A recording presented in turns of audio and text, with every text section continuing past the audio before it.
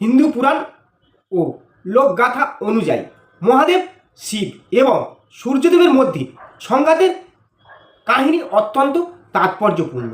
এই কাহিনী মূলত পাওয়া যায় ব্রহ্মবৈবর্ত পুরাণ এবং কিছু আঞ্চলিক উপাখ্যানে।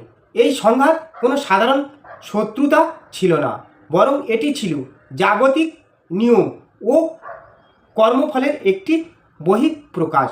এই সম্পর্কে আপনাদের কিছু ধারণা দেব। শুরু করছি আজকের ভিডিও। প্রিয় দর্শক, এই ভিডিওতে আপনারা দেখবেন শিব ও সূর্যদেবের সংঘাতের কাহিনী শুনতে পাবেন। শিব ও সূর্যদেবের মধ্যে যে যুদ্ধ হয়েছিল তার ফলাফল কি হয়েছিল এবং এই যুদ্ধের মূল কারণ কি ছিল সে সম্পর্কে আপনাদের কিছু বলবো। সংঘাতের মূলে কারণ ছিল মালি ও সুমালি। রাক্ষসরাজ মালি ও সুমালি রাবণের পূর্বপুরুষ ছিলেন। শিবের পরম ভক্ত। মহাদেবের বরে তারা অপরাজেয় হয়ে উঠেছিলেন এবং দেবতাদের ওপর অত্যাচার শুরু করেন। সূর্যদেব যখন জগৎকে আলোকিত করতে যান তখন এই দুই রাক্ষস তাকে বাধা দেন। নিরুপায় হয়ে সূর্যদেব তাদের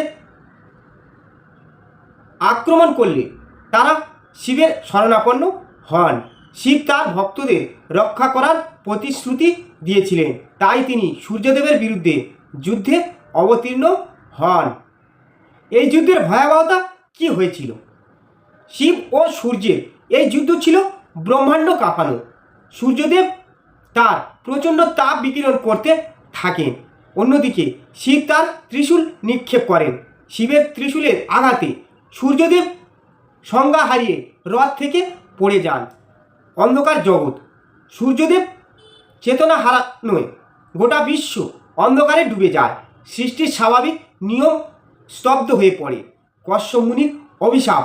সূর্যদেবের পিতা মহর্ষি কশ্যপ তার পুত্রের এই দশা দেখে অত্যন্ত ক্রুদ্ধ হন। তিনি মহাদেবকে অভিশাপ দেন যে যেভাবে শিবের আঘাতে তার পুত্রের দেহ দ্বিখণ্ডিত বা ক্ষতিগ্রস্ত হয়েছে, ঠিক একইভাবে একদিন শিবের নিজের পুত্রের মস্তকও বিচ্ছেদ হবে। মহাদেব যখন বুঝতে পারেন যে জগতের ভারসাম্য নষ্ট হচ্ছে, তখন তিনি সূর্যদেবকে পুনর্জীবিত করেন। ব্রহ্মা এবং শিবের মধ্যস্থ এই বিবাদের অবসান ঘটে। সূর্যদেব পুনরায় তার তেজ ফিরে পান এবং মহাদেবের তাকে আশীর্বাদ করেন যে তিনি স্বয়ং ব্রহ্মাণ্ডের চক্ষু হিসাবে পূজিত হবেন। এই কাহিনী থেকে কিছু গুরুত্বপূর্ণ বিষয় উঠে আসে। নিয়তি ও অভিশাপ।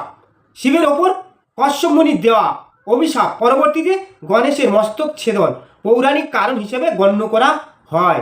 দেবতা হোক বা সাধারণ মানুষ, শক্তির দম্ভ যে জগতের নিয়ম নষ্ট করতে পারে, এই যুদ্ধ তারই প্রমাণ। শৈব ও সৌর সম্প্রদায়ের মিলন। ঐতিহাসিক এই কাহিনীগুলো বিভিন্ন দেবগোষ্ঠীর শিব উপাসক ও সূর্য উপাসক এর মধ্যে সমন্বয় সাধনের চেষ্টা হিসেবে দেখা হয়। এই কাহিনী আমাদের শেখায় যে কর্মফল ও নিয়তি অনিবার্য। মহাবিশ্বের একটি নির্দিষ্ট নিয়ম বা কর্মফল নিয়তি রয়েছে। এমনকি পরমেশ্বর শিব বা পরাক্রমশালী দেবতারাও এই নিয়মের ঊর্ধ্বে নয়। কশ্যপ মুনির অভিশাপ বা শিবের কৃতকর্মের ফল সবই এক সময় বাস্তবায়িত হয়েছে। অর্থাৎ আমাদের প্রতিটি কাজের একটি ফল আছে যা সময়ের ব্যবধানে আমাদের কাছে ফিরে আসবেই। এই যুদ্ধের ক্রোধের ফল কি হয়েছিল? মহাদেব সূর্যদেবকে আঘাত করেছিলেন এবং কশ্যপ মুনি রাগের মাথায় মহাদেবকে অভিশাপ দিয়েছিলেন। উভয়ের ক্ষেত্রে ঘটনার মূলে ছিল ক্রোধ। ক্রোধের বশবর্তী হয়ে নেওয়ার সিদ্ধান্ত বা কাজ সবসময় কোনো না কোনো বিয়োগান্ত পরিণতির দিকে ঠেলে দেয়।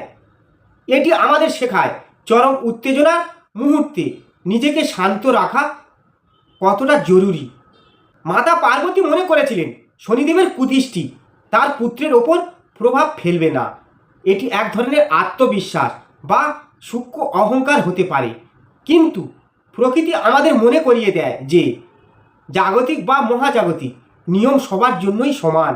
নিজের ক্ষমতা বা শক্তির ওপর অতিরিক্ত আত্মবিশ্বাস অনেক সময় বিপদ ডেকে আনতে পারে। গণেশের মাথা বিচ্ছিন্ন হওয়ার পর পার্বতী শোকে ভেঙে পড়লেও ভগবান বিষ্ণু বিচলিত না হয়ে দ্রুত সমাধানের পথ খুঁজে বের করেন।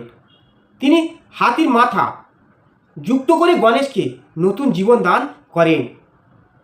এটি শিক্ষা দেয় যে বিপদে পড়লে কেবল শোক না করে ধৈর্য ধরে বুদ্ধিমত্তার সাথে সমাধানের চেষ্টা করা উচিত।